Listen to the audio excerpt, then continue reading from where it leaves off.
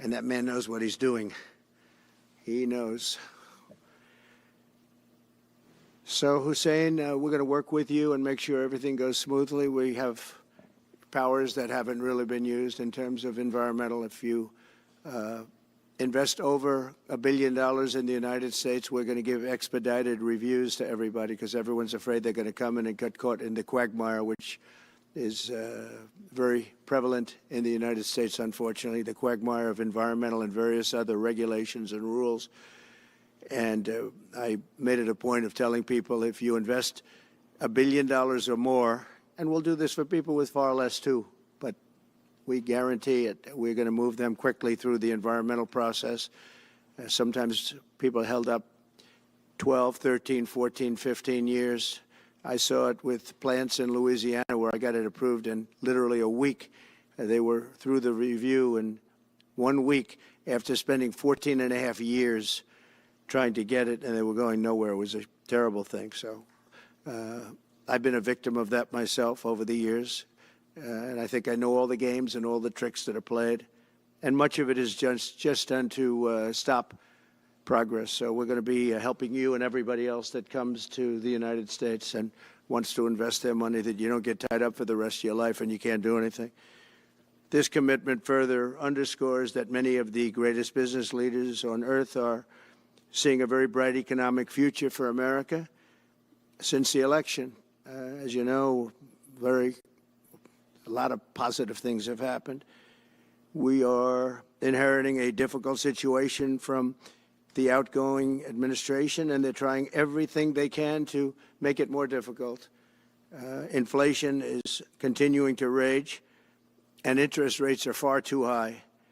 And I've been disappointed to see the Biden administration's attempt to block the reforms of the American people and that they voted for. We had a landslide election. We won every swing state. We won the popular vote by millions and millions of people. Nobody even knows how many people, millions. And they're still counting in some areas. You know, they're still counting the vote in some areas. Can you believe this? What a place. What a horrible place. One of the things we're going to do is we've got to fix the election so that we get honest counts and they get done by 10 o'clock in the evening or something thereabouts. They have places where they're still counting votes. President Biden's actions yesterday on offshore drilling, banning offshore drilling, will not stand. I will reverse it immediately. It'll be done immediately. And we will drill, baby, drill. And we're going to be drilling in a lot of other locations. And the energy costs are going to come way down. They'll be brought down to a very low level. And that's going to bring everything else down. That's what caused it to go up, along with the ridiculous spending on the Green New scam. All this money, trillions of dollars. It's like throwing it right out the window, what they're doing. And they're trying to spend so much now. They're just taking money and giving it to anybody that wants it for any project at all, if it's certified under the Green New scam. And they don't work, and it's too expensive. And, you know, they told me that we're going to do everything possible to make this transition to the new administration very smooth. It's not smooth because they're doing that. They're playing with the courts, as you know. They've been playing with the courts for 4 years, probably got me more votes because I got the highest number of votes ever gotten by a Republican, by far, actually, by a lot. And, you know, we had a great election, so I guess it didn't work. But even to this day, they're playing with the courts. They have their friendly judges that like to try and make everybody happy on the Democrat side. It's called lawfare. It's called weaponization of justice, and it's happened at a level nobody's ever seen before. So many. I defeated deranged Jack Smith. He's a deranged individual. I guess he's on his way back to The Hague. And we won those cases. Those were the biggest ones. And the press made such a big deal out of them, but we did nothing wrong. We did nothing wrong on anything. And the people saw that. You know, when they vote, when a Republican, it's not easy for a Republican. When the Republican wins the popular vote by millions and wins all 7 of the swing states, people said, well, he could win 4. We won all 7, and we won them by a lot. That tells you we won. That tells, and they've been watching this injustice. I call it the Injustice Department. What they've done is so bad. The whole world has watched that. And it took work, but it got me a lot of votes because when explained, I mean, we have a judge in New York who's a very crooked judge. I'm under a gag order. I can't even talk about aspects of the case that are the most vital aspects. I'm under a gag. Do you know that I'm the president-elect of the United States of America? I'm a former very successful president. We had the greatest economy in the history of our country. We had borders that were sealed and beautiful. Everything was good. We had no wars. We defeated ISIS. We had no wars. Now I'm going into a world that's burning with Russia and Ukraine, with Israel. You took a look at that attack on October 7th, the attack on Israel, with the horrible way they got out. Not the fact that they got out. I would have been out before them, but we would have been out of Afghanistan with dignity and strength as opposed to looking like a bunch of fools with 13 dead and many, many badly, horrifically injured. Nobody ever talks about them. No arms, no legs. Nobody ever talks about them. The way they got out was outrageous, leaving billions of dollars of brand new military equipment that I bought in the hands of the Afghans and specifically the Taliban. It's the group. And we were doing very well. We would have been out. We would have been respected. I think it's one of the reasons it was so badly handled, that withdrawal where people are jumping onto airplanes, falling off the sides of airplanes when they're 3,000 feet in the air. And nobody's ever seen anything like that, the worst. And because of that, I think Russia went and attacked Ukraine. When they saw that, they said, these guys are incompetent. They don't know what they're doing. But we know what we're doing now. And that's going to all end. And we have a great military. I defeated ISIS, as you know. We were in no wars. I just finished a couple. And we got also our soldiers guarding Syria and Turkey. We're in the middle. We had 5,000 soldiers. They would have been gobbled up with two armies. We had one army, 300,000. We had another one, 500,000 or 600,000, getting ready. We had 5,000 people in the middle. I said to a general, how do 5,000 people do in that case? And the general just looked at me and said, not well, sir, not well. And I took them out. And you know what happened? Nothing. I got criticized. I saved 5,000 lives, actually. And we did a great job, and we're going to do an even better job because now we have a tremendous amount of experience. We have people that I can rely on. But the 625 million acres, people can't realize. It's like the whole ocean. Take an acre. You know, an acre, you have a house on a half an acre, on a quarter of an acre, or an acre. If you have an acre, you have a big deal. Now you multiply that by 625 million acres. It's like, feels like the whole ocean. And that's our strength, you know. People can say we manufacture, we don't manufacture. The thing we have oil and gas more than anybody in the world. And we're going to have more of it, too. But they took away 625 million acres of offshore drilling. Nobody else does that.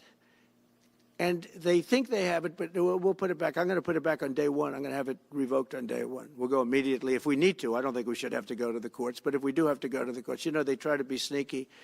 They go in and they sign. Remember, this is a man that said he wants the transition to be smooth. Well, you don't do the kind of things. You don't have a judge working real hard to try and embarrass you, because I did nothing wrong. By the way, I did nothing, absolutely nothing wrong. If I did something wrong, I wouldn't be standing here right now because I've won all these cases. Nobody's ever won so many cases as I have against the Justice Department. I mean, Jack Smith had cases all over the place. People were being subpoenaed. Lives were being ruined. They were spending everything they had, money. We were helping them out. We had to. They were subpoenaing people that had no idea what they were even talking about. That's a sick group of people. And it was all to influence the election. It was all a fight against a political opponent. We've never had that in this country. We have had that in certain countries. We've had that in third-tier countries. We've had that in banana republics, but we've never had that in a place like the United States. I don't even know if it's been on a small level. I'm sure it has been on a small level, but this was the largest level ever. They brought this moron out of The Hague. He's a mean guy. He's a mean, nasty guy. His picture was perfect. because you look at his picture, you say, that's a bad guy with his robe, his purple robe. And he executes people. He shouldn't be allowed to execute people because he'll execute everybody. He's a nut job. But we won all of those cases with him. And, I mean, I don't know the judge in Florida, but we had a brilliant judge in Florida that saw right through it. And we won the case. She was a brilliant judge with great courage. You know, the left, as we call them, the radical left, they have a way, they play the ref, and they play it very hard. They play the ref. They go and say horrible things about judges and prosecutors. And some judges and prosecutors say, look, the only way I'm going to get these people off my back is to give victory to them. They're playing the ref. I think it's illegal what they do. It's almost like talking. It's worse than talking to a judge.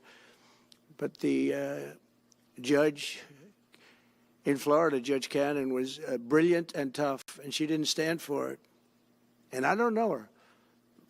And never met her until the case, and I don't believe I said even one word to her. But she was very, very strong and very, very brilliant. And her opinion was so brilliant that they dropped their appeal. They couldn't beat the appeal. So that's what we're up against. So they say we're going to have a smooth transition. All they do is talk. It's all talk. Everything they do is talk. We're going to have a smooth transition. And then they take 625 million acres and they essentially landmark it so you can't ever drill there again. Well, we're going to be drilling soon. We're going to be opening up Anwar. We're going to be doing all sorts of things that nobody ever thought was even possible. But remember and just to get off the subject, because I couldn't believe it when I heard it yesterday, I couldn't believe the size of it. I mean, you put down a map and put this up, it's just massive. And remember that that's worth probably, I mean, I've had estimates, $40 to $50 trillion. That's more than our national debt. Essentially, he's thrown it away. He's thrown it away. He's taken $50 trillion.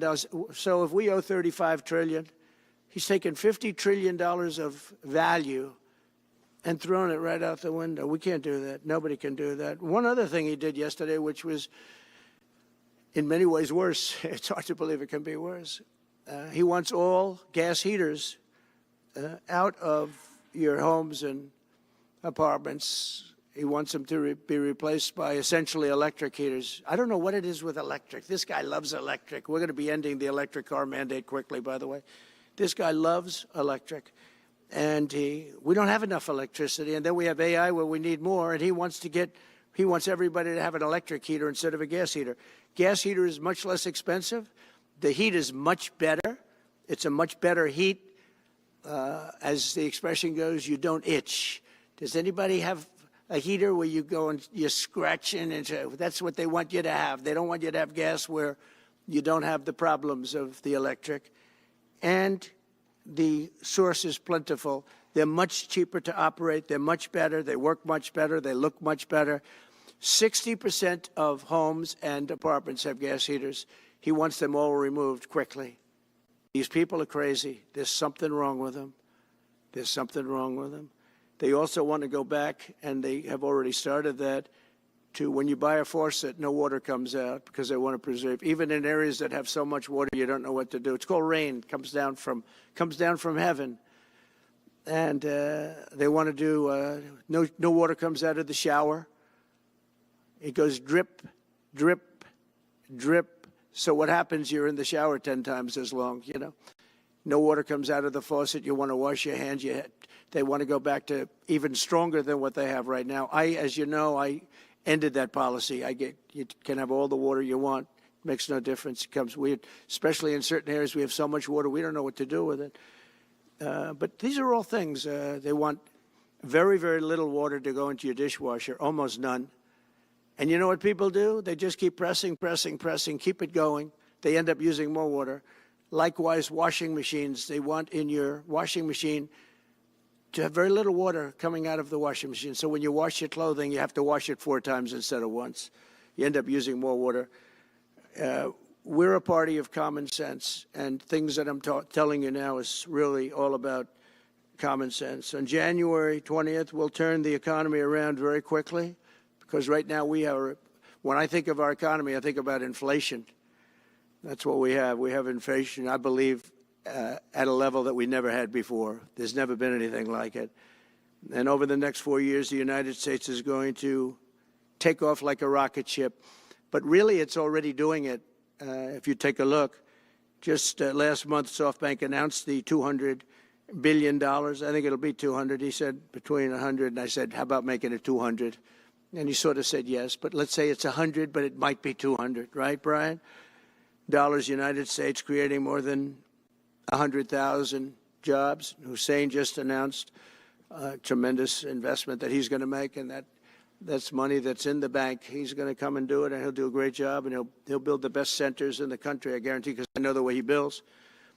Since my election, the stock market has set records. The S&P 500 index has broken above 6,000 points for the first time ever, never even close. In a single month, small business optimism soared 41 points. It's not a 41. It went up 41 points. And that's the largest in the 39-year history of the group that does it.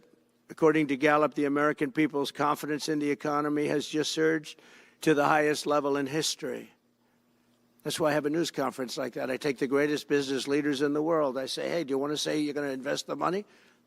They're not looking for news conferences. They're saying, what am I doing here? They go in and they invest money. But it's good to know where the smartest business people in the world are investing, and they're investing in the United States. So we've done this all in 2 months of not being there. You know, we haven't been there. And it's pretty amazing, and we think we're going to do some really great things, really great things. We're being respected again all over the world. The Panama Canal is a disgrace, what took place at the Panama Canal. Jimmy Carter gave it to them for $1, and they were supposed to treat us well. I thought it was a terrible thing to do. You know, it was the most expensive structure ever built in the history of our country, relatively. It would be the equivalent of substantially over $1 trillion today. We lost 38,000 people. Think of it, 38,000 people, they died from malaria, mosquitoes. They were unable to stop the mosquitoes. They paid people 5 times more to take the job. Many of those people died. We gave it away for $1. But the deal was that, you know, they have to treat us fairly. They don't treat us fairly. They charge more for our ships than they charge for ships of other countries. They charge more for our Navy than they charge for navies of other countries. They laugh at us because they think we're stupid, but we're not stupid anymore.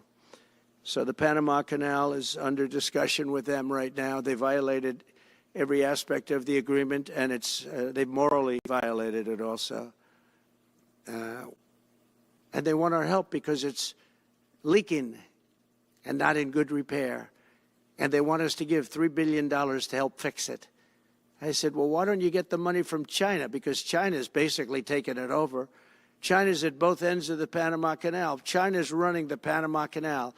And they come to see this Biden, this guy who should never have been allowed even to run for president. Of course, she shouldn't have either, because that never happened. I had to beat 2 people, not 1. But they want $3 billion to fix the Panama Canal that's run by China and makes a lot of money, China.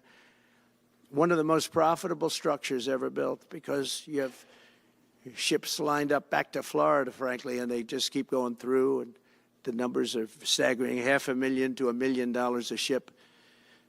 And they took it away from us, meaning we gave it to them for $1. But not going to happen. What they've done to us, they've charged us, they've overcharged our ships, overcharged our Navy. And then when they need repair money, they come to the United States to put it up. We get nothing. Those days are over. Working with the Republican majorities in Congress, will cut taxes, slash regulations, raise wages, and boost incomes at a pace the world has not seen before, and certainly not from our country. We had a big chunk of it for the first 3 years prior to COVID coming in my administration. We had the greatest economy in history. We cut the most regulations in the history of our country, and I did that all in 4 years. By 4 times more than any other president cut. We did that in 4 years. And we were just getting started. We'll impose new tariffs so that the products on our stores will once again be stamped with those beautiful words, made in the USA. And we are not treated well, as you know, by Canada.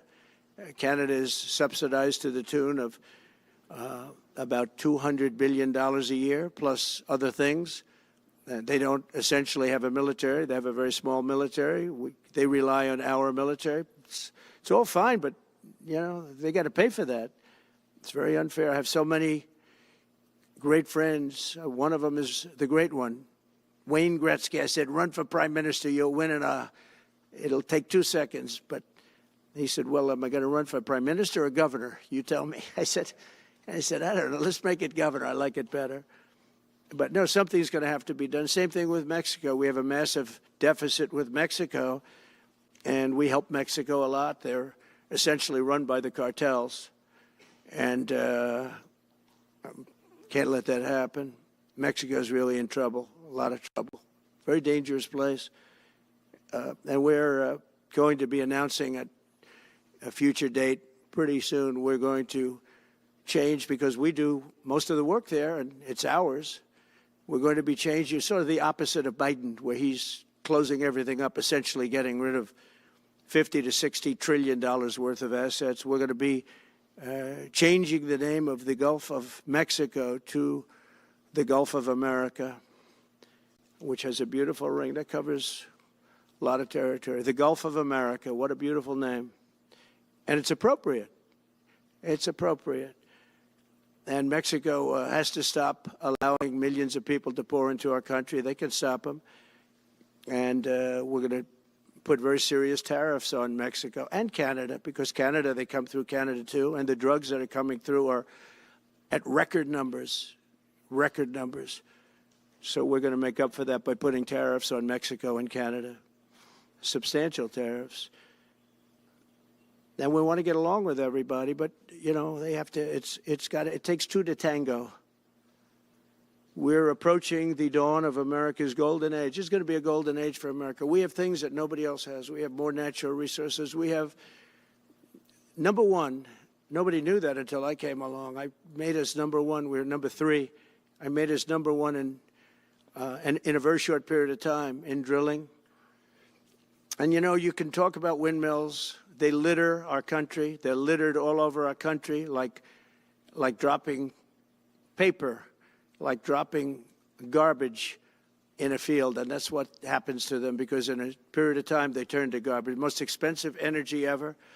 They only work if you get subsidy. The only people that want them are the people that are getting rich off windmills, getting massive subsidies from the U.S. government. And it's the most expensive energy there is. It's many, many times more expensive than clean natural gas. So we're going to try and have a policy where no windmills are being built. You know, off the coast of New Jersey, they want to build like 200 windmills. The people are going crazy. Nobody wants them, and they're very expensive. They don't work without subsidy. You don't want energy that needs subsidy. Energy is a good business. You don't need subsidy. But when you build these massive towers, I mean, they're 25 stories tall, 40 stories. They have one 70 stories tall. The blades, they take 3 ships to ship them. It's crazy. They're dangerous. You see what's happening up in the Massachusetts area with the whales, where they had 2 whales wash ashore in, I think, a 17-year period. And now they had 14 this season. The windmills are driving the whales crazy, obviously. And they had actually over, I think, 125 or something over a number of years. And we don't want that to happen. It's a disaster. It's amazing the way a true environmentalist would say, oh, we love wind. It sounds good, but that's about where it ends. You know, after 10 years, you have to redo them. And what happens is they don't do that. They let them stand and they rust, and they say, because of the environment, I'm not a believer in this, but they say you can't, because it's a certain fiberglass, that the blades cannot be buried in earth, that's an environment. So what do you do with them? What do you do with them? And I don't know if you've ever gone to Palm Springs, California, or any of these places where you have long-term windmills standing. They're a disaster. They're rusting, rotting, closed, falling down. This is as you enter Palm Springs. And they put new ones next to them because nobody wants to take them down, because why should they take them down? It's very expensive to take them down. And you can't do anything with them because the blades, you can't bury them because of the environmental protection. We'll look at that. Doesn't make sense, but that's what they say. So we are at the beginning of a great, beautiful golden age of business. And I think we're also at a golden age of common sense, because everything I'm saying to you, from a simple water faucet that doesn't allow water to come out appropriately, to all of the other elements of what we do and what we're going to do, to take $50 to $60 trillion off our country's balance sheet because some man that has no idea what he's doing, has no idea. You know it, I know it, the Democrats know it. What they did is a crime by allowing that to happen. And I'll bet you, if you asked him today, how much acreage did you submit? Essentially, did you destroy? You destroyed the economic viability of drilling in the ocean. And with AI coming along and all, you know, a lot of people don't realize that AI is going to be a big thing, but you'll need double the electricity at least that we have right now. So right now we produce electricity for many, many different things. AI is a very big deal in terms of the future. China is already building electric facilities, big, bold electric facilities. And you know how they're being fired up? With coal. They're being fired up with coal. And we're going to build bigger and better ones. People like Hussein that are doing the same thing as he is. I'll bet they don't do it as well because I know how he does it, but they're doing a lot of things. The problem is they can't get their permits because I say build the plant with the building. So with the structure, build the plant, because if you go into the grids are old. So they said, that's a great idea. In other words, build your electric facility alongside of your plant. And you could have extra output if you want, because once you build it, you can make it larger pretty inexpensively. You could have extra output, which you'll sell to the public, but build it with the plant, and people are loving that idea. So we're going to have a lot of fun making America great again, and it's going to happen, I think, very, very quickly. It's already happened. So I would say this, and this has been pretty openly reported by the news. There's never been anything like what's happened in the list since we won the election. Couple of months since we won the election, the whole perception of the whole world is different. People from other countries have called me. They said, thank you. Thank you. The perception of the whole world is different. We're going to have to settle some big problems that are going on right now. We're going to have to settle up with Russia, Ukraine. That's a disaster. I look at numbers every week, the number of people being killed in that war. People don't know, mostly soldiers now. But the towns have been obliterated. This was a Biden fiasco that that should have never happened. If we had a real president, if we had a president that knew what he was doing, Russia would have never, ever gone in. But they did go in, and we have a mess. The cities are all blown up. The people have largely left. And the soldiers are killing each other at levels that haven't been seen since the Second World War. So we'll have to get that one straightened out, too. That's a tough one. Much tougher than it would have been before it started, I can tell you that. A deal could have been made just by an average deal maker. Deal could have been made on that. So thank you all for coming. We'll take a couple of questions. Yeah. Go ahead, please. President, thank you. I wanted to touch on the world on fire that you mentioned, but let's start, if we could, with your references to Greenland and the Panama Canal, so forth. Can you assure the world that as you try to get control of these areas, you are not going to use military or economic coercion? No. And can you tell us a little bit about what your plan is? Are you going to negotiate a new treaty? Are you going to ask the Canadians to hold a vote? What is the strategy? Yeah, I can't assure you, you're talking about Panama and Greenland. No, I can't assure you on either of those two. But I can say this, we need them for economic security. The Panama Canal was built for our military. I'm not going to commit to that now. It might be that you'll have to do something. Look, the Panama Canal is vital to our country. It's being operated by China. China. And we gave the Panama Canal to Panama. We didn't give it to China. And they've abused it. They've abused that gift. It should have never been made, by the way. Giving the Panama Canal is why Jimmy Carter lost the election, in my opinion, more so maybe than the hostages. The hostages were a big deal. But if you remember, and nobody wants to talk about the Panama Canal now because, you know, it's inappropriate, I guess, but because it's a bad part of the Carter legacy. But he was a good man. Look, he was a good man. I knew him a little bit, and he was a very fine person. But that was a big mistake. Giving the Panama Canal to Panama was a very big mistake. We lost 38,000 people. It cost us the equivalent of $1 trillion, maybe more than that. Probably the most expensive. They say it was the most expensive structure, if we call it a structure, which I guess you can, ever built. And giving that away was a horrible thing. And I believe that's why Jimmy Carter lost the election, even more so than the hostages. Those two things. If I could just follow up on Ukraine and Iran, the two negotiations you'll be heading into. On Ukraine, you said just before it's a lot more complicated now. Much more complicated. Do you believe... Because it would have never started. Right, but it has started. Well, not only started, the cities are largely knocked down. So you've got what you've got. At this point, to hold on to leverage in dealing with President Putin, would you make a commitment to the Ukrainians that you will keep supporting them during the negotiations? Well, I wouldn't tell you if that were the case. Would you make a commitment to provide a security guarantee if they do enter into an armistice or a ceasefire along the lines that the French and the Germans? So, a big part of the problem was Russia for many, many years, long before Putin said you could never have NATO involved with Ukraine. Now, they've said that. That's been like written in stone. And somewhere along the line, Biden said, no, they should be able to join NATO. Well, then Russia has somebody right on their doorstep, and I could understand their feeling about that. But there were a lot of mistakes made in that negotiation. And when I heard the way that Biden was negotiating, I said, you're going to end up in a war. And it turned out to be a very bad war. And it could escalate. That war could escalate to be much worse than it is right now. They can never join NATO. Well, my view is that it was always understood. In fact, I believe that they had a deal, and then Biden broke it. They had a deal, which would have been a satisfactory deal to Ukraine and everybody else, but that Biden said, no, you have to be able to join NATO. And that's always been, and nobody knows more about NATO than I. Years ago, when I first started this, I didn't know too much about NATO, but I got it right anyway. I said, they're taking advantage. I'm the one that got, and the Secretary General was here, as you know, 2 weeks ago, saying that if it weren't for me, NATO wouldn't even exist right now, because I raised from countries that weren't paying their bills. At that time, 28 countries, 20 of them were not paying their bills, 21 to be exact. They weren't paying, or they were paying a very small portion.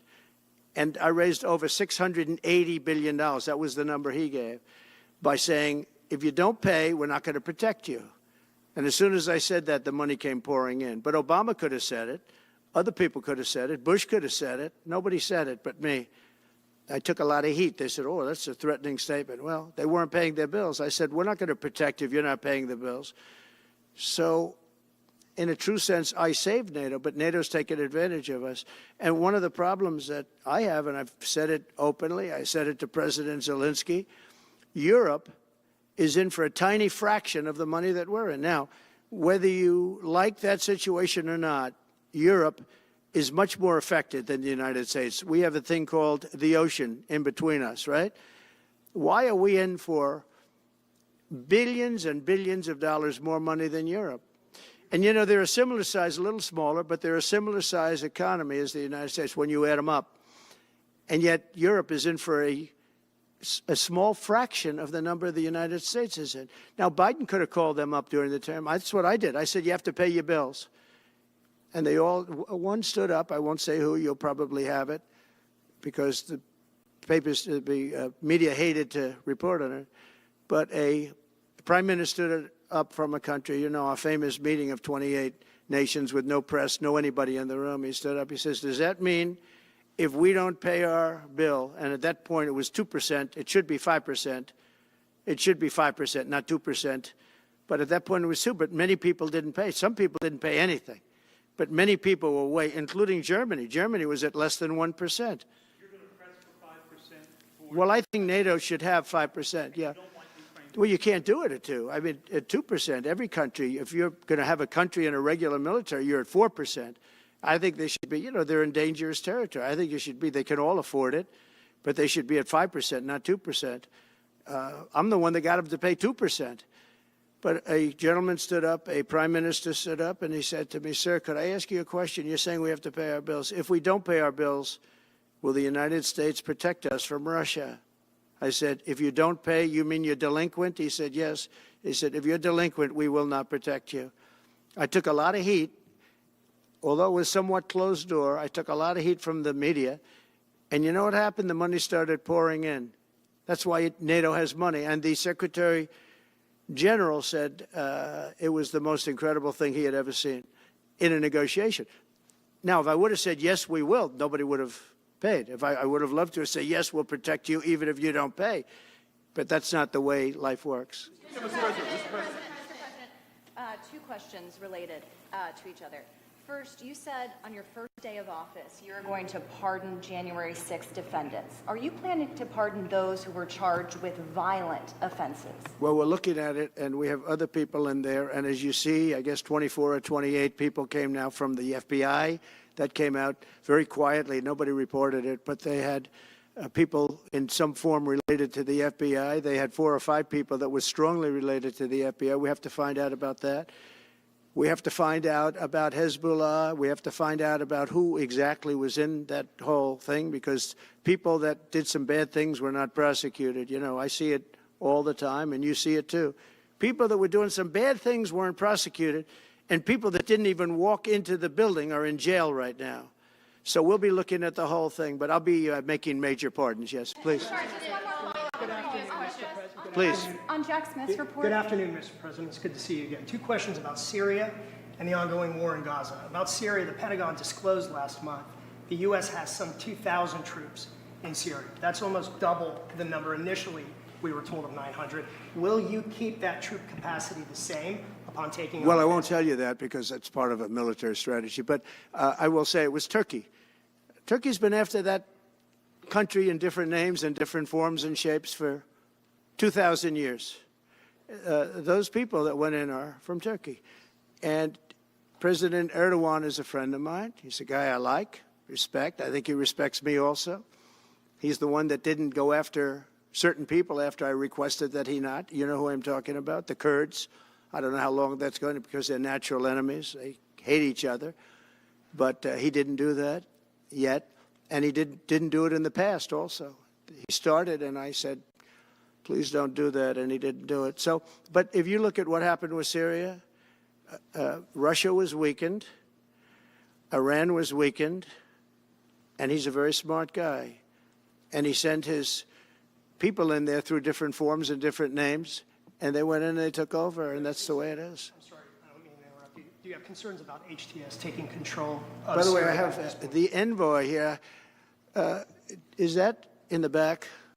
It is. Standing with my son, Eric, is Steve Witkoff, who's just got back from the Middle East, and he's done a fantastic job. He's a great deal maker.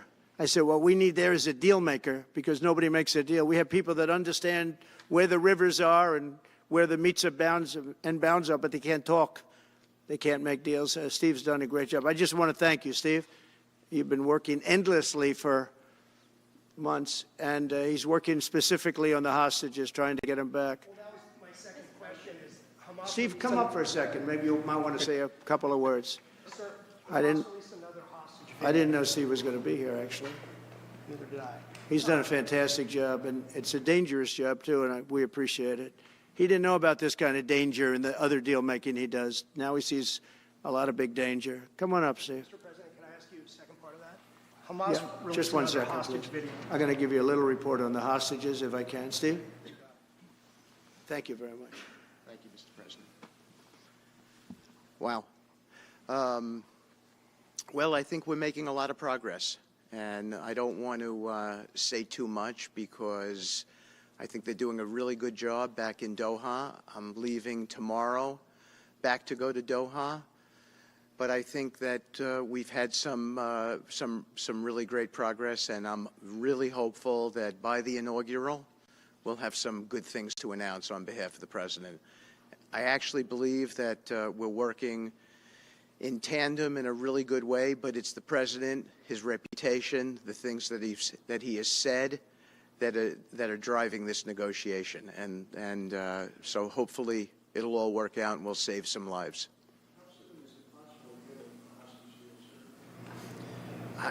I believe we've been on the verge of it. I don't want to discuss sort of what's delayed it. There's no point to be negative in any way. But I think it's the president, his stature, what he said he expects, the red lines he's put out there, that's driving this negotiation. I'm going back probably either this evening or tomorrow night.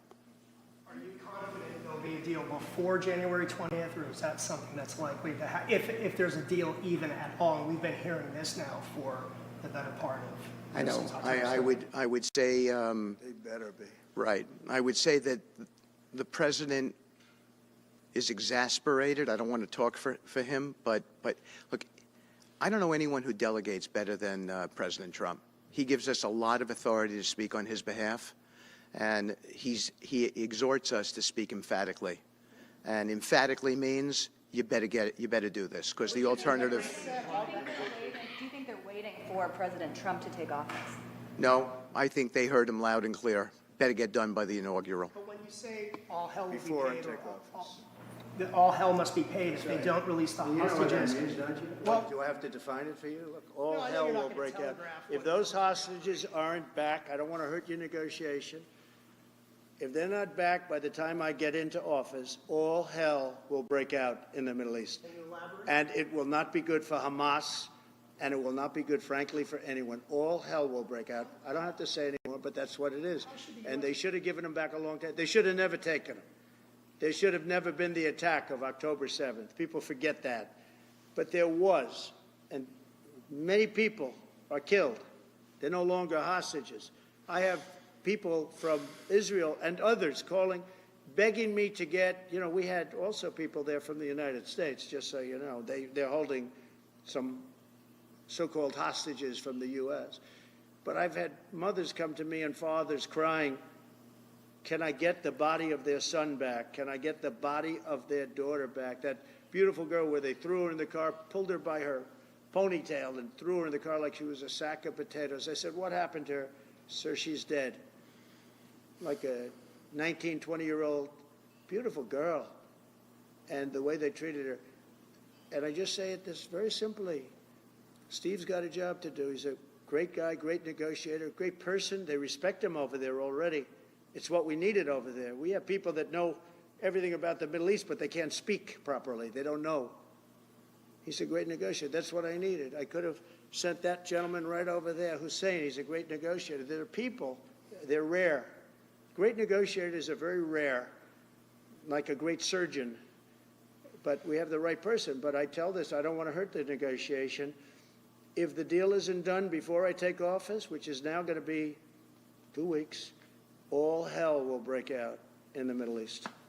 Okay? Thank you, Mr. President. You've done a great job. Thank you. More than 140 police officers were injured by rioters on January 6th. Will you pardon anyone who attacked a police officer? Well, the only one that was killed was a beautiful young lady named Ashley Babbitt. She was killed, and there was actually somebody else that was killed, also a MAGA person, but people don't give it 100% credibility. I'm going to find out about it, and we're going to find out. But Ashley Babbitt was killed. She was shot. Should have never been shot. She was shot for no reason whatsoever. In fact, they say that she was trying to hold back the crowd, and the crowd was made up of a lot of different people, so we'll see. But I will tell you this, the person that was killed was Ashley Babbitt. The other thing is, when they talk, there was never charges of insurrection or anything like that. But if there were, this would be the only insurrection in history where people went in as insurrectionists with not one gun, okay? And let me tell you, the people that you're talking about have a lot of guns in their home for hunting and for shooting and for entertainment, a lot of good reasons. But there wasn't one gun that they found. And why didn't they find the bomber, the pipe bomber? They know who the pipe bomber is. The FBI knows who it is. The status of the FBI has gone down so far, and the status of the DOJ, or as I call it, the Department of Justice, it's the Department of Injustice, being laughed at all over the world. And hopefully with Pam Bondi and with Kash Patel and with other people that we're putting in, that will all come back. If you do a poll in the FBI, I guarantee I'm at like 90% with the agents of the FBI, but they have hurt that incredible place. Law enforcement, I mean, you think of the FBI, they raided this house. By the way, they could have told me, could I see this? I would have given them, I actually told them, come in anytime you want. You can see anything. They raided the house and the case was dismissed. And now I'm in litigation. I'm suing them for doing that. And I feel so badly doing it. I'm the president of the United States, and I'm suing the United States, but I'm suing them for other things, too. The FBI has gone so, its reputation has been so horribly hurt between Comey, who is the worst, and all of the others. What's happened to the FBI is, and we're going to make it great again. We're going to make the FBI great again. We're going to make the Department of Justice fair and strong, but fair again. Because all they did was attack me because I'm their political opponent, and that includes with local judges like Marchand. You ought to find out. Ask them, why do I have a gag order where I'm not allowed to speak? Think of it. I'm the President of the United States, and I'm not allowed to speak. Why? Because if I did speak, people would understand the scam. It's a scam. And we have very dishonest judges, and New York judges are very bad. We had one that valued this house at $18 million because it was good for their case. He actually valued that chandelier is worth more than $18 million. He valued this house as $18 million. And we have another one who was so nasty, so horrible, such a brute, most vicious, vile person. These are New York judges. But we've won most of the cases, so we're very happy about that. Please. Back on Greenland, your position is clear, but have you directed your staff to take any specific actions to draw plans? And can you elaborate again? You didn't rule out military coercion. Well, we need Greenland for national security purposes. I've been told that for a long time, long before I even ran. I mean, people have been talking about it for a long time. You have approximately 45,000 people there. People really don't even know if Denmark has any legal right to it. But if they do, they should give it up because we need it for national security. That's for the free world. I'm talking about protecting the free world. You look at, you don't even need binoculars. You look outside, you have China ships all over the place. You have Russian ships all over the place. We're not letting that happen. We're not letting it happen. And if Denmark wants to get to a conclusion, but nobody knows if they even have any right, title, or interest. The people are going to probably vote for independence or to come into the United States. But if they did do that, then I would tariff Denmark at a very high level. Have you asked your staff to draw plans for acquisition? I mean, are you actively No, we're pursuing not it? at that stage, but we have people. I haven't even entered office yet. Secondly, sir, Elon Musk has drawn some criticism and a lot of attention for some of his actions and provocative statements about foreign affairs, including in Europe. Your reaction to that, is that appropriate for... You mean where he likes people that tended to be conservative? I don't know the people. I can say Elon's doing a good job, very smart guy. I don't know the people you're talking about. He was, I know he said some negative things about a couple of people that are running for office, but that's not so unusual. Yes, please. I wanted to ask you about Ukraine and Putin. How soon do you anticipate going to meet with Putin to discuss the Ukraine situation? Well, I can't tell you that, but I know that Putin would like to meet. I don't think it's appropriate that I meet until after the 20th, which I hate, because, you know, every day people are being, many, many young people are being killed, soldiers. You know, the land is very flat. And hundreds of thousands of soldiers from each, many hundreds of thousands from each side are dead. And they're laying in fields all over the place. Nobody to even collect. There's landmines all over. It's a disaster. But it's very flat. It's great. It's farmland. And it's very, very flat. And the only thing that stops a bullet is the human body. And the human body is stopping a lot of bullets. Within the I hope first so. 3 to 6 I hope to have 6 months. First 3 to 6 No, I would think, I hope long before 6 months. Look, Russia's losing a lot of young people, and so is Ukraine. and it should have never been started. That's a war that should have never happened. I guarantee you, if I were president, that war would have never happened. Who would you like to nominate to replace Michael Barr as vice chair of the Military Board? I'll be announcing somebody. Mr. President,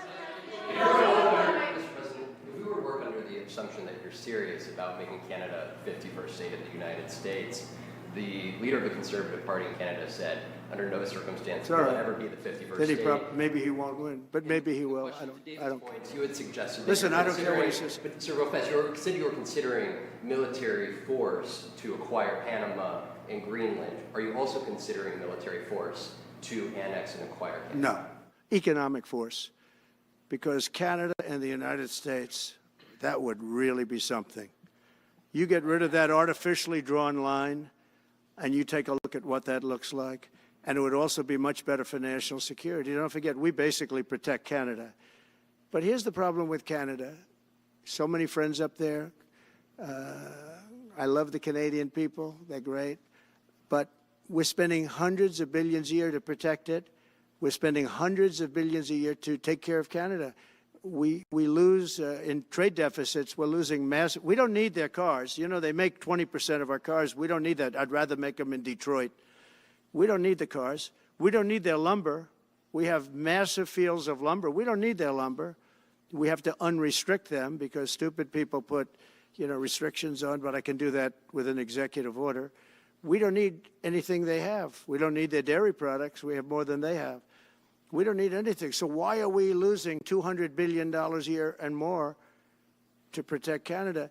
And I said that to, as I called him, Governor Trudeau. I said, listen, what would happen if we didn't subsidize you, if we didn't, because we give them a lot of money. We help them. As an example, we're buying icebreakers, and Canada wants to join us in the buying of icebreakers. I said, we don't really want to have a partner in the buying of icebreakers. We don't need a partner.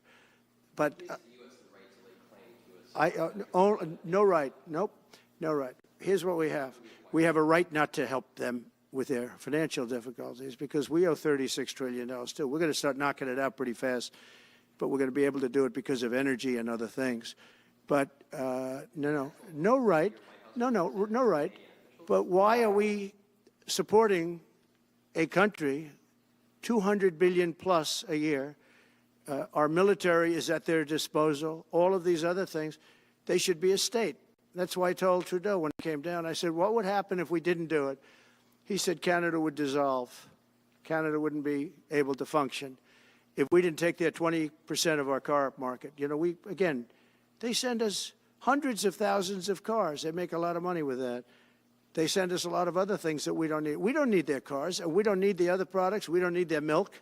We got a lot of milk. We got a lot of everything, and we don't need any of it. So I said to him, well, why are we doing it? He said, I don't really know. He was unable to answer the question, but I can answer it. We're doing it because of habit, and we're doing it because we like our neighbors, and we've been good neighbors, but we can't do it forever, and it's a tremendous amount of money. And why should we have a $200 billion deficit and add on to that many, many other things that we give them in terms of subsidy? And I said, that's okay to have if you're a state. But if you're another country, we don't want to have it. We're not going to have it with European Union either. European Union, we have a trade deficit of $350 billion. They don't take our cars. They don't take our farm product. They don't take anything. And so we're not going to have it with them either. Brian, go ahead. Yes. Happy New Year, by the way. Thank you. We have some breaking news. You may not be aware of this, but it looks like Canon has blocked the DOJ from releasing the Smith's report until further court proceedings. Get your thoughts on Wow, that. that's a big story. Yeah. So if I get it right, the fake witch hunt started by the DOJ having to do with books and records, and Biden had many more, and he wasn't protected by the Presidential Records Act, I was. But all of that fake stuff that took the lives of people, I mean, literally destroyed people. People are destroyed because of what they did, destroyed. But we got to be president. But Biden did it for 40 years. He did it when he was a senator. That was illegal. And they ruled it was illegal. How about that? They said, it's illegal, but he's unfit to stand trial. So he can stand and be president of the United States, but the prosecutor found that he's unfit for trial. I was going to use that as a major talking point, but I never got to use it because all of a sudden I had a new candidate who was also sort of unfit to stand trial, right? But so what you're saying is that the judge just blocked the, so Cannon was thrown off the case. They dropped their appeal because he had no case. They dropped all of that, the lawsuits against us. They lost the lawsuit. So this is deranged Jack Smith. So he dropped the lawsuits. He was told to by the DOJ because they had no lawsuit. They lost in court in front of a very strong and a very brilliant judge. They lost in court, and that pertained to other cases in other courts. So he wanted to do a report just before I take office, probably. So he'll do like a 500-page report, and it'll be a fake report just like the investigation was a fake investigation. And I said, well, wait a minute. This guy was thrown off in disgrace. In disgrace. He's going back to The Hague or wherever they're going to send him. In disgrace. Because he failed so badly. Because it was a fake case against a political opponent. They thought they were going to use this to beat me. So what you're saying is, I'm just hearing that they're not allowed to issue the report. So if they're not allowed to issue the report, that's the way it should be. Because he was thrown off the case in disgrace. Why should he be allowed to write a fake report? It'll only be a fake report. That's great news. Yeah. Good. And if I can just follow up real quickly, you want to comment, many Americans are angry that we're sending millions of dollars every month to the Taliban. Do you anticipate? It's not even believable. Billions of dollars, not millions, billions. We pay billions of dollars to essentially the Taliban, Afghanistan, and that's given by Biden. That's the same man that took away $50 to $60 trillion worth of value from the United States. Think of it, probably our most valuable asset. Took away our most valuable asset. This can't be allowed to happen. We are now a nation of common sense. When he does that, 625 million acres, this can't be allowed to happen. Thank you for the information. Yes, sir. Most other people probably knew about it, but they wouldn't have told me, right? Mr. President, on the campaign trail, you vowed to bring down the prices at grocery stores very fast. Yeah, we won't do it But then fast. you recently told Time Magazine that bringing down prices would be very hard. So what can the American people expect when you get into office? It's always hard to bring down prices when somebody else has screwed something up like they did, but we'll bring them down. We'll get them down. Energy is going to bring down prices. We're going to have a lot of energy, and energy is what brought it up. Energy and their bad spending is what brought it up, and energy is going to bring it down. We're going to have prices down. I think you're going to see some pretty drastic price reductions. As an example, food, bacon, ham, apples, everything has gone through the roof. It's one of the reasons I won. So as you know, I said it, inflation was one of the reasons I won, but I think the biggest reason I won was the fact that they are allowing prisoners to come into our country. They released their prisoners, their murderers. Thousands of murderers are now walking around the streets of our cities and farmland all over. Murders, people that have killed. Many, 32% have killed more than one person. They released them from their jails, their prisons, and their mental institutions and insane asylums into our country. I believe that's the reason we got such a large vote. All right, maybe one or two more questions. Yeah, please, go ahead. Go ahead, you go. Sir, can you, President Carter is laying in state today in Washington. You had some harsh words for him about the Panama Canal. Is there any disconnect there? Do you feel a little bit bad about doing that on this day? No, I liked him as a man. I disagreed with his policy. So, hey, he thought giving away the Panama Canal was a good thing. I think it cost him the election. That and the hostages. I actually think that was a bigger factor because that's a deal that just should not have been made. But again, this was a question that was asked of me. I didn't bring it up. I didn't want to bring up the Panama Canal because of Jimmy Carter's death. But people don't bring it up. But, you and other people have asked me about it. No, it's a deal that I was very strongly against. I was a young guy when this took place. But just why would we spend all of that money, lose 38,000 people to malaria, the mosquito? They were dying. It was horrible what was happening.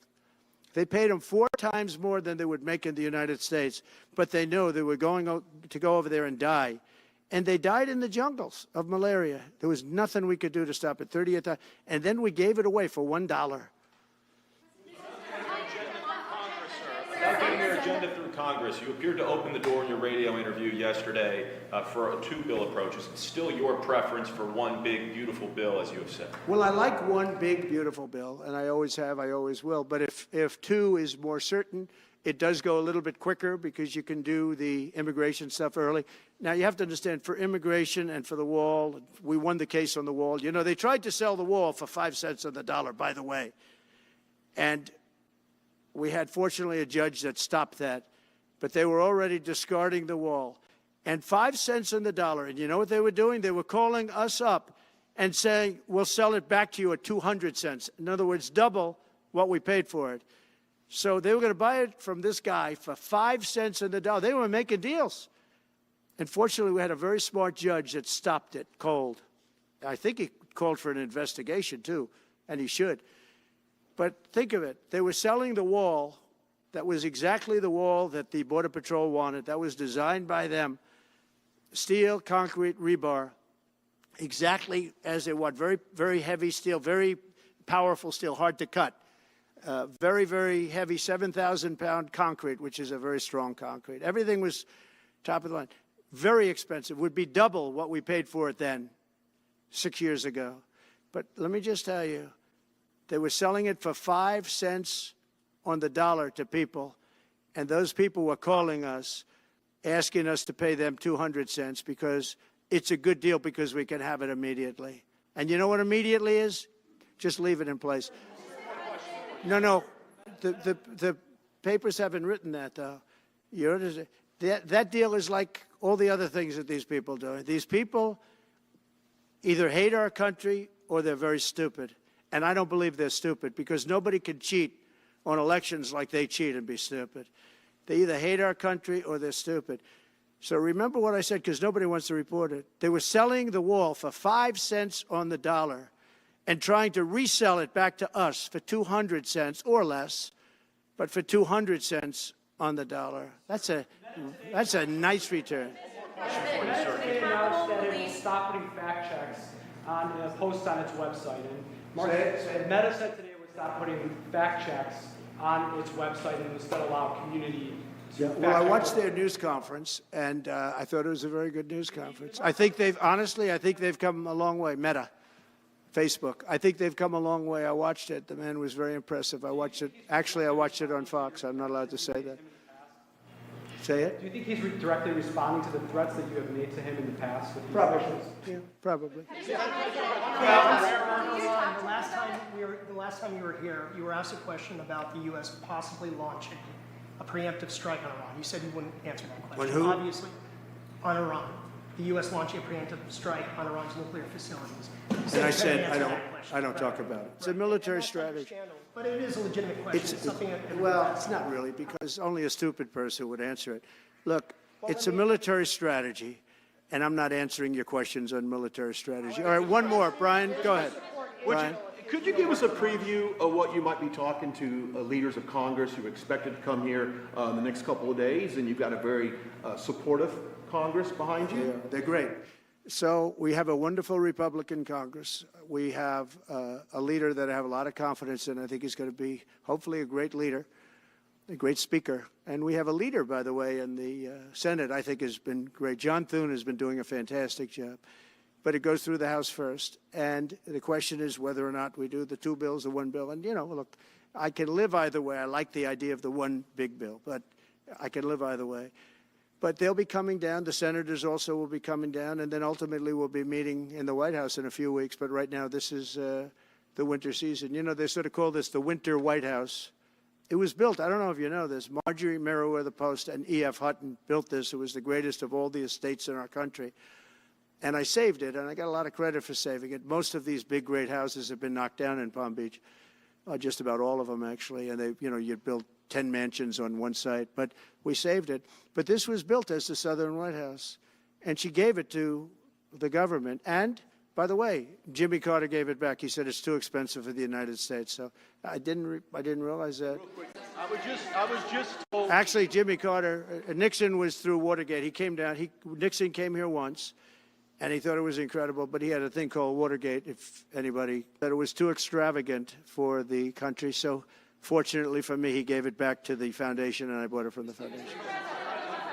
President, on reconciliation, some Republicans saying in trade for a massive bill that you and they share the interest in, they want to see big spending cuts. Do you agree with that? And what Well, would your I'm okay companies with be spending on? cuts. I like spending cuts. Just, I'm on the record for spending cuts. And the debt ceiling was given to us. It shouldn't have been, but it was put in our lap.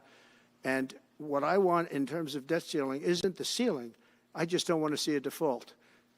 That's all I want. I never talked about spending more money necessarily than all I want to see is no default, because nobody knows what would happen if there was a default.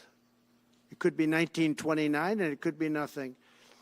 But that was put into our lap, and it shouldn't have been, but it was, and so we'll handle it. But debt ceiling is not about raising a lot of money. It's really just about extending it. I just want to see an extension. On immigration, how much can you do by executive order? Are you planning to do on executive order when it comes to immigration? And how much do you want Congress to tackle this issue? And also on day one, Well, I had the what safest executive border orders are in the you history of our planning? country by far. You remember the famous chart that I brought down. I love that chart very much for a lot of reasons. But I have the safest border by far in the history of our country. And when I took it over, it was a mess. Nothing like it is now. This is 10 times worse. I got elected because of the border the first time, and I think I got elected largely because of the border the third time. And the second time I did equally well. Well, not as well as the last time, but I did very well. And I will say, this was too big to rig. You know the expression? Too big to rig. They couldn't do it. They tried, but they couldn't do it. I didn't get very much from Congress at all. I just said that we're being invaded, and I took the money out of the military. Much of the wall, I built over 500 miles of wall. Much of that wall was built through money that I put into the military. We took it out because we couldn't get things from Congress in those days, and we took it out. And that wall was built largely with money coming from the military. So, very simple. I went to the military. I said, our country is being invaded by very similar, nothing like what's invading our country now. They weren't releasing prisons into our country, and they weren't releasing mental institutions in, but some bad dudes were coming in, right? And I said, our country is being invaded. And I took that money largely from the military. I was sued 9 times by the Democrats in Congress, and I won all those suits. And we ended up building 571 miles of wall. Once that wall was built, they start going around it. So we're going to add another 200. That would have been up in 3 weeks. And then we had a very unfortunate election result. And they said, we don't want to put it up. We'll sell it. And they started selling it for 5 cents on the dollar. What a second. So we'll do this again. I just want to thank everybody very much. I'm just telling you, this will be the golden age of America. This is the golden age of America. We're going to have a great country again. We're a country right now under siege. We have so many different problems, and nobody respects us overseas, but now they do. The Italian prime minister, as you know, came here the other night, just flew in and flew out. She wanted to see me. And great respect is being shown. When I went to the cathedral in France, great respect was shown by the prime minister, the president, by everybody. France was, and by the way, I have to say they did a great job in the cathedral. But great respect is being shown to our country again. And we have a great country, but we have to run it properly. It's going to be run properly. We want to get back those hostages for Israel and for us. You know, we do have people that are hostages being held. And I'll just say it again. If this deal's not done with the people representing our nation, by the time I get to office, all hell is going to break out. Thank you very much. Ukraine-Russia war before you take office. Can you clarify what you mean by military force in the Panama Canal?